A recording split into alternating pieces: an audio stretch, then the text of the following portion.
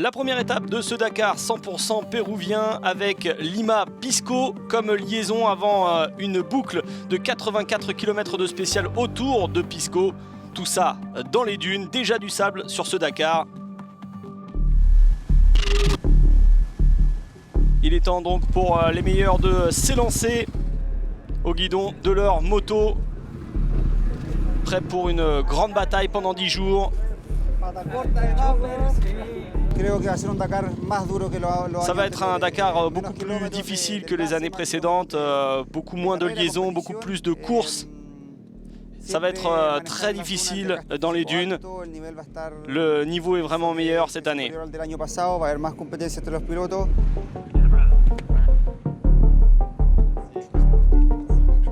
Il va falloir rien lâcher en permanence, mais malgré tout rester super concentré, rester super attentif à tous les waypoints, à la navigation.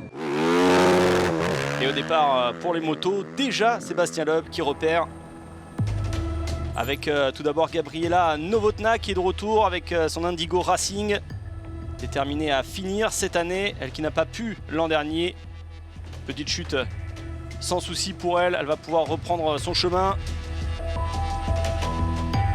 Andrew Short s'est blessé à la cheville l'an dernier.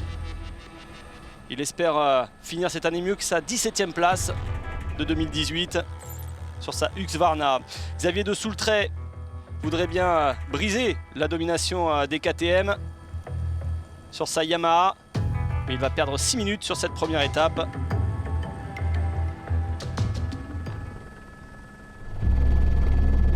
Matthias Wagner, l'Autrichien sur sa KTM, le tenant du titre, n'a pas pu bien se préparer, il était malade en décembre.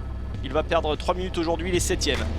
Le rythme était assez rapide parce qu'il y avait beaucoup de lignes à suivre, c'était assez facile en termes de navigation.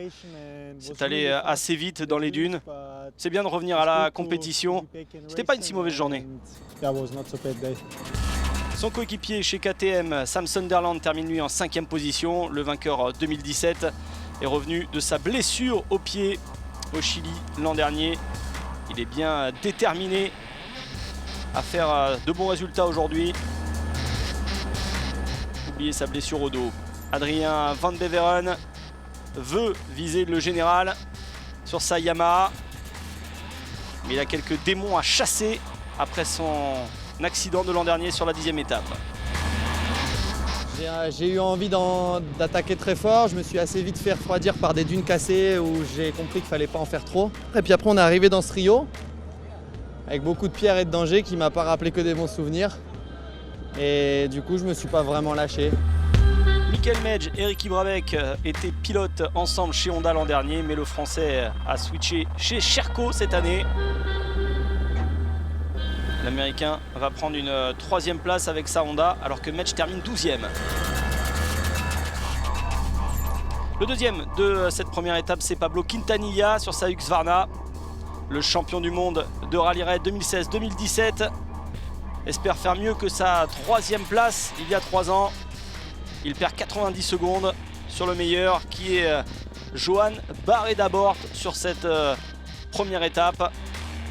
L'Espagnol sur sa Honda est toujours aussi revanchard et capable de décrocher pas mal d'étapes. C'est sa 23e sur le Dakar, 14 de plus que Toby Price de la même génération. Il envoie un message à ses rivaux.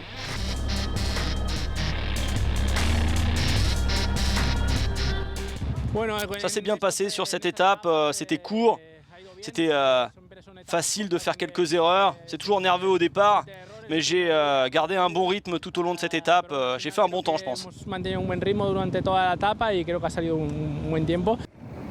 Des noms bien connus dans ce top 10 pour cette première étape avec Barreda qui va ouvrir la piste lors de la 2e étape. Il faudra suivre la ligne des voitures.